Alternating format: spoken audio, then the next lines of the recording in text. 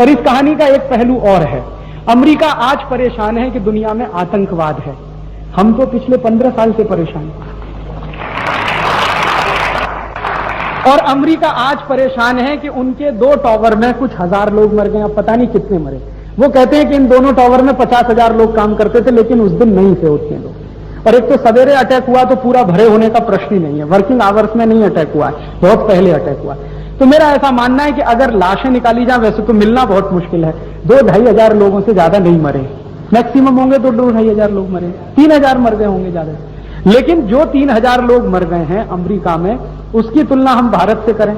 हम सन 1989 से 1989 से जम्मू कश्मीर में अतिरेकियों का हमला झेल रहे हैं, और 1989 से लेकर आज तक जम्मू कश्मीर के भारतीय लोग जो मरे हैं उनकी संख्या 25 से 30 हजार के बीच में है, जो निर्दोष हैं, जो मारे गए अतिरेकी हमले में जम्मू कश्मीर। और ये तो 25 से 30 हजार निर्दोष लोग मारे गए। अगर आर्मी ऑफिसर्स की संख्या इसमें जोड़ ली जाए तो आतंकवाद में जो आर्मी ऑफिसर्स अपने मर गए हैं उनकी संख्या भी लगभग 5 से 7 हजार के बीच में निकलेगी। इतने ऑफिसर्स मर चुके हैं, रोज मरते हैं। कभी 6 मरते हैं, कभी 10 मरते हैं, कभी 15 मरते हैं, कभी 20 मरते हैं। कोई दिन शायद बाकी जाता हो जब नहीं मरते।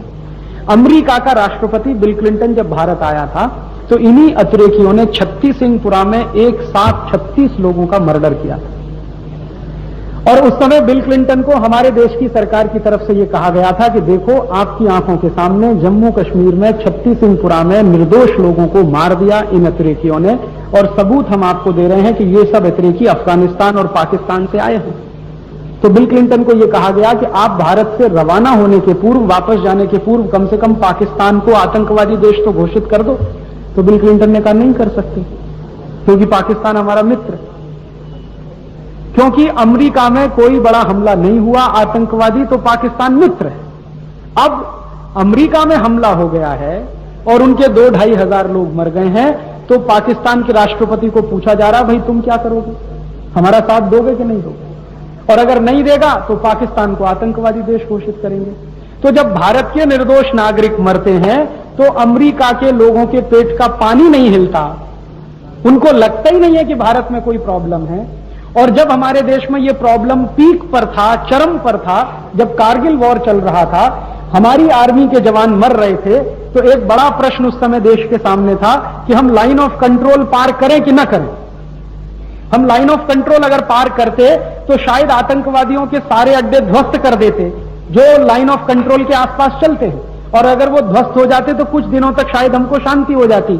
लेकिन ये अमेरिका ही था जो बार बार भारत सरकार को इंस्ट्रक्शन दे रहा था कि आप लाइन ऑफ कंट्रोल पार मत करिए, लाइन ऑफ कंट्रोल पार करेंगे तो वॉर हो जाएगा, वॉर हो जाएगा तो बहुत तबाही हो जाएगी, तबाही हो जाएगी तो एशिया में हथियारों की भयंकर बाढ़ आ जाएगी। तब हमको पाठ सिखा रहा था अमेरिका शांति का। अब जब उनके देश में अटैक हुआ है तो कहते हैं अफगानिस्तान आतंकवादी देश है, सूडान भी आतंकवादी देश है, लीबिया भी आतंकवादी देश है, और जरूरत पड़े तो पाकिस्तान को भी वो कह देंगे आतंकवादी देश। जब ये बात हम कह रहे हैं तो अमेरिका को फर्क नहीं पड़ता। अब उनके यहां खुद अटैक हुआ तो कहते हैं अब तो फर्क पड़ता। हमारे यहां एक कहावत है, जाके पैर न फटी भिवाई वो का जाने पीर पराई। जिसके पैर फटते नहीं है वो दूसरे का दर्द नहीं जानता। अमेरिका के पैर अभी फटना शुरू हुए हैं तब उनको लग रहा है कि आतंकवाद कितनी बड़ी समस्या। हमारे पैर पिछले 12-15 साल से उसमें जल रहे हैं, फटे नहीं है, जल रहे हैं, और वो कहता है कि कोई समस्या नहीं आतंकवाद हिंदुस्तान। तो ये इनका दोहरा चेहरा आप जरा देख लो, अमरीकियों का, यूरोपियंस का। दुनिया के और भी देश हैं आतंकवाद से जूझ रहे हैं। आप श्रीलंका को देखो ना, क्या हालत है श्रीलंका में। Liberation Tigers of Tamil Eelam नाम का एक संगठन है, उसने जीना हराम कर रखा है वहां के लोगों को।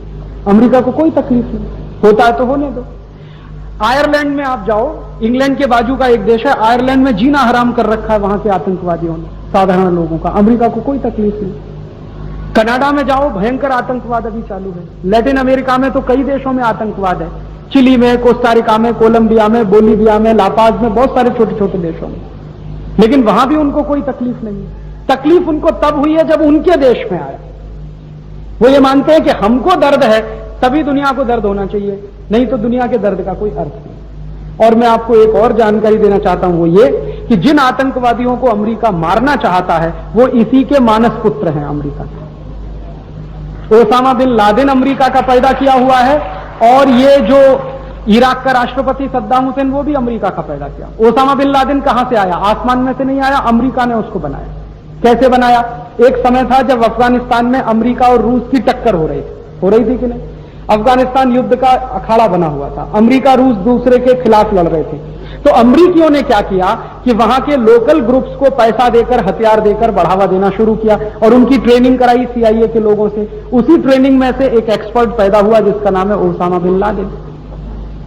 तो पहले ये ओसामा बिन लादेन अमेरिका के कहने पर रशियन आर्मी के ऊपर अटैक करता रहा, और रशियन आर्मी के ऊपर अटैक होते होते रशिया ने एक दिन वहां से विड्रॉ कर लिया। तो ओसामा बिन लादेन के पास कुछ काम नहीं बचा, क्योंकि आपने जिस आदमी को बोतल में से निकाल के जिन्न बनाया वो तो वही काम करेगा। आपने उसको मारने के लिए खड़ा किया तो उसने मारा। जब रूस वहां से विड्रॉ कर गया तो ओसामा बिन लादेन के पास कुछ काम नहीं था, तो उसने उल्टे अमेरिका को मारना शुरू कर दिया।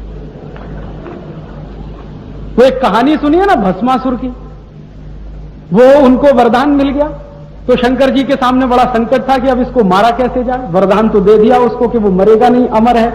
तो फिर यह भी कहा गया था कि वो सिर पे हाथ रखेगा तभी मरेगा, तो नाचते नाचते सिर पे हाथ रखा, फिर मारा उसको। अमेरिका का भी यही संकट है कि ओसामा बिन लादेन का बोतल में से जिन्न तो इन्होंने ही निकाला था। ओसामा बिन लादेन अपने आप कुछ भी नहीं बना। और ऐसे ही सद्दाम हुसैन था, ऐसे ही कर्नल गद्दाफी है। ये जितने भी बड़े आतंकवादी लीडर माने जाते हैं आज दुनिया में, ये सब अमेरिका के प्रोडक्ट हैं।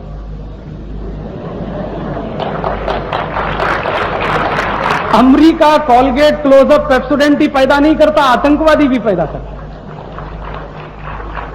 उनके सिर्फ कंपनियां ही प्रोडक्ट नहीं बनाती, उनकी जो एजेंसियां हैं वो खतरनाक प्रोडक्ट बनाती। तो ये उनके प्रोडक्ट हैं जो दुनिया भर में अभी बिखरे हुए हैं। अब उन्हीं को मारने के लिए उन्हें अभियान चलाना, और वो अभियान इसलिए महत्व का है कि दुनिया में अब कोई दूसरा तो है नहीं टक्कर देने वाला, एक ही है। पहले रूस था तो टक्कर देता था, अब रूस खत्म हो गया तो कोई टक्कर नहीं है, तो अपना कोई दुश्मन तो खड़ा करना ही पड़ेगा ना। जब टक्कर देने वाला होता तो दुश्मन खड़ा करने की जरूरत नहीं है, जब है ही नहीं तो सामने पहले दुश्मन खड़ा करो फिर उसको मारो। इस तरह का खेल है ये सारा का सारा, और इस खेल में पूरी दुनिया को शामिल किया है।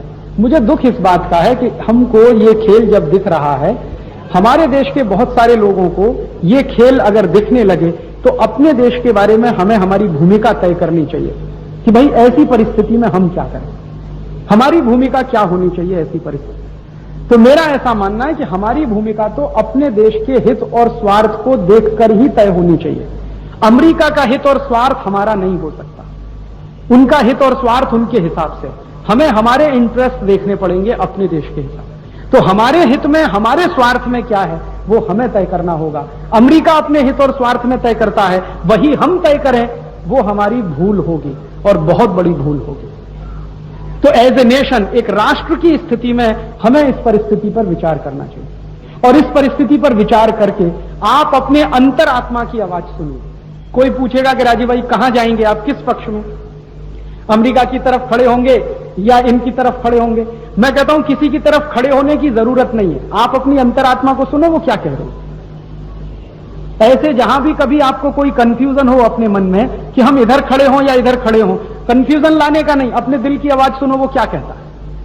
मेरे दिल की आवाज ये कह रही है कि हम दोनों में से किसी के पक्ष में नहीं जा सकते, हम दोनों में से किसी के पक्ष में नहीं जा सकते, ना हम अमेरिका के पक्ष में जा सकते हैं ना ये इस्लामिक आतंकवादियों के पक्ष में जा सकते हैं। हमें हमारे पक्ष को देखने की जरूरत है, और ध्यान इस बात की रखने की जरूरत है कि इस पूरे एपिसोड में कहीं हमारा नुकसान ना हो जाए बहुत बड़े पैमाने।